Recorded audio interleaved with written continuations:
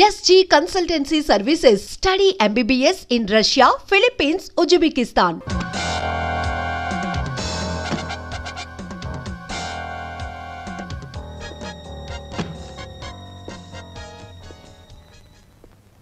నాన్న, నేను మేజర్ని.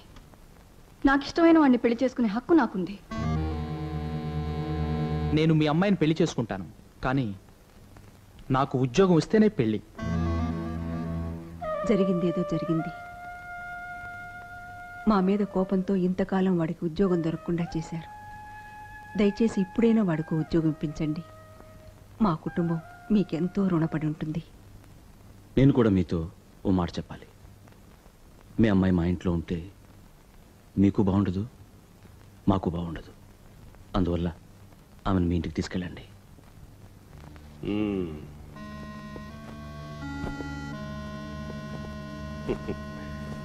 నేను మాటిస్తున్నాను, ఈ పెళ్లి జరిపిస్తాను. నాన్నా, మీ కొడుకు ఉద్యోగం ఇప్పిస్తాను. Thank you sir. అంతేకాదు, మీ కుటుంబానికి ఇంకా ఎంతో చెయ్యబోతున్నాను. అదేమిటో తర్వాత మీకే తెలుస్తుంది. పద. చూడండి, 90 రోజుల్లోగా నేను స్థలం కొని ఇల్లు కట్టి గృహప్రవేశం చేయాలి. అందువల్ల తక్కువలో ఒక మంచి స్థలం ఉంటే చెప్పండి. అయితే బ్రహ్మాండమైన స్థలం విజయవాడ గుంటూరు రోడ్లో ఉంది, కావాలా? సుబ్బయ్య నగర్. సుబ్బయ్య? నా పేరు కూడా అదేనే. చూసారా, దైవానుగ్రహం అంటే అదే. అక్కడ దొంగల భయం ఏమి ఉండదు. ఎంచేతంటే అక్కడ మీ కుటుంబం తప్ప మరి ఎవ్వరు ఉండరు. అక్కడ 3,000 అంతే.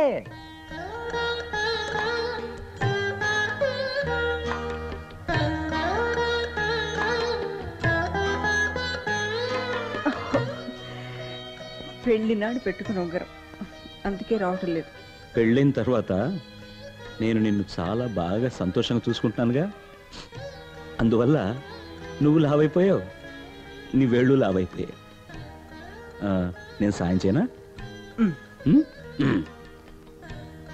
1 2 రెడీ 3. సారీ. ఏమైంది సుబ్బయ్య నీకు? నన్ను క్షమించండి సార్. నేను మంచి స్థలం చూశాను. నా భార్య చేతికి ఉన్న ఉంగరం అమ్మేసి ఆ స్థలం కొందాం అనుకున్నాను. అది ఊరు రాలేదు సార్. అందువల్ల మీరు 3,000 అప్పిస్తే ఏ రోజు ఆ ఉంగరం వస్తుందో ఆ రోజు మీ డబ్బు మీకు తిరిగి ఇచ్చేస్తాను. కాదనకండి సార్.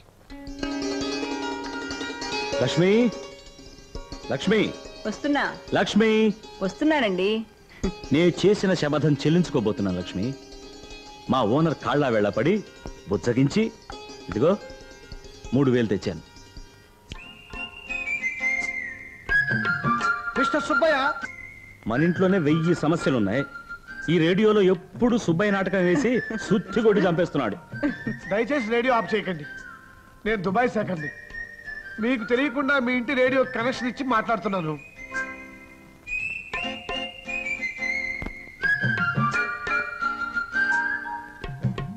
ఇది నా ఒరిజినల్ పాస్పోర్టు. ఇది నా దుబాయ్ ఉద్యోగం కాంట్రాక్టు. ఇండియా లెక్కల ప్రకారం నాకు నెలకు 10,000 రూపాయలు జీతం. ఇక ఆరోగ్యం అంటారా, ఇది నా హెల్త్ సర్టిఫికెట్. చట్ట ప్రకారం ఇంకో ఏడాది వరకు దుబాయ్కి నా వెంట ఎవరిని తీసుకువెళ్ళటానికి ఒప్పుకోరు. కానీ ఇంకో ఏడాది వరకు నేను పెళ్లి చేసుకోకుండా ఉండటానికి నా మనసు ఒప్పుకోవటం లేదు. నా సమస్య ఆ దుబాయ్ షేక్ గారికి అర్థం కాదు. అందుకని దయచేసి మీరు ఈ పెళ్లి జరిపించేస్తే నేను దుబాయ్ వెళ్ళి 366వ రోజున వచ్చి సులువుని నా వెంట తీసుకెళ్ళిపోతాను. అంతవరకు దుబాయ్లో సులువు ఫోటోతోనే కాపురం చేస్తానండి. సాధారణంగా ఈ ఇంట్లో అన్ని నిర్ణయాలు నేనే తీసుకుంటాను. ఏమండి, ఒకసారి ఇలా వస్తారా? ఇప్పుడే వస్తా. ఏ నిర్ణయం తీసుకోవాలో అడగటానికి వెళ్తున్నారా? చూడండి, ఈడొచ్చిన పిల్లను ఎంతకాలం మన ఇంట్లో ఉంచుకోగలం? అదంతా నాకు తెలియదు లక్ష్మి. నా మొదటి సమస్య ఇల్లు కట్టడమే. అది కాదండి, అదుపు తప్పిన పిల్ల, ఆనకట్ట తెగిన గోదావరి ఒక్క తీరేనండి. అవి ఎప్పుడు మన ముంచుతాయో తెలీదు. 24 ఏళ్ళు వచ్చిన పిల్ల మరుక్షణం ఏం చేస్తుందో దానికే తెలియదు. ఆ వయసు ఎలాంటిదండి? చూడండి, వాళ్ళిద్దరికీ సంబంధం ఏర్పడింది. కానీ మన అదృష్టం అది రేడియో వరకే వచ్చిందండి. లక్ష్మి, దయచేసి నా మాట వినండి. ఏ నిర్ణయం తీసుకోవాలో అడిగారా సార్? మీరు సరేనంటే పెళ్లి ఖర్చులన్నీ నేనే భరిస్తాను. ఒకవేళ పిల్లకి ఏదైనా చేయించాలని మీరు ఆశపడితే ఒక్క బంగారు గొలుసు మాత్రం చేయించండి చాలు. మా పిల్లకి ఎన్నో చేయాలనే ఆశ మాకు ఉంది, కానీ ఇప్పుడు అవకాశం లేదు.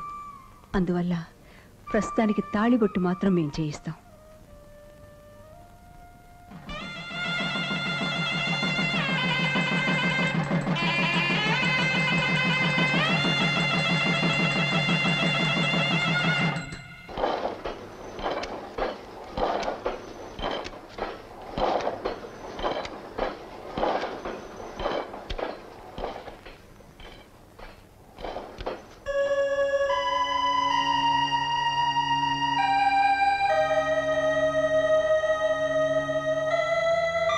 ఎందుకు సార్ మెయిన్ ఆఫ్ చేశారు? మూలిగే నక్క మీదే తాటిపండు పడుతుందనే సామెత నీ విషయంలో అక్షరాలా నిజమైంది. ఏమిటి సార్ మీరు అనేది? ఏమిటో బయటికి వెళ్ళి నువ్వే చూడు. ఏమైంది సార్? నా నోటితో నేను చెప్పలేనయ్యా, వెళ్ళి నువ్వే చూడు.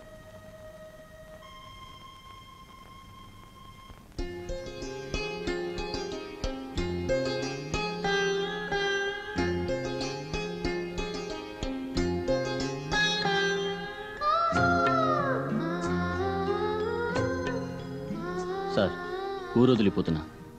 పోతున్నావా పోతున్నారా? మీ అమ్మాయి లేపుకెళ్ళేంత అయోగ్యుని కాదు సార్ నేను. పెట్టిన అన్నం తింటూ మరుగుమన చుట్టల్లా మరుగుతూ ఓ ఇంటి కుక్కలా ఇంతకాలం బ్రతికాను. కానీ ఇప్పుడే నా గురించి, నా భవిష్యత్తు గురించి ఆలోచించడం మొదలుపెట్టాను. బ్రతుకు తెరి కోసం బొంబాయి బయలుదేరుతున్నాను. నాన్న, ఆయన అప్పుడప్పుడు ఉత్తరాలు రాయమని చెప్పాను, అది కూడా మీ ప్రెస్ అడ్రస్కే. మీరా ఉత్తరాలు చింపి చదివిన తర్వాతే నాకు ఇస్తే చాలు. అలాగే తను నాకు రాసే ఉత్తరాలు కూడా మీకు ఇస్తుంది. మీరు చదివిన తర్వాతే వాటిని నాకు పోస్ట్ చేయండి. నేను మంచి పదవిలోకి వచ్చిన తర్వాత మీ అమ్మాయిని పెళ్లి చేసుకోవడానికి మీ అనుమతి కోరతాను. అప్పుడు మీరు అడ్డు చెప్పాలనుకుంటాను.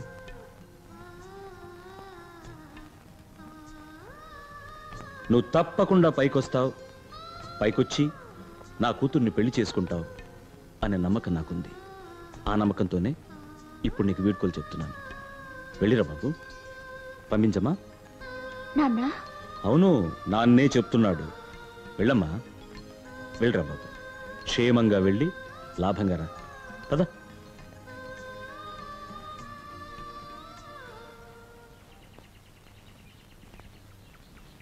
ఇలాంటి సమయాల్లోనే నువ్వు ధైర్యం చిక్కిపెట్టుకోవాలి సుబ్బయ్య.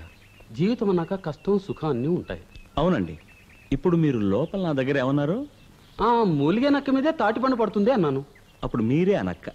ఏ? వాళ్ళ ప్రేమ నేను అంగీకరించాను, వాళ్లకు పెళ్లి చేయబోతున్నాను.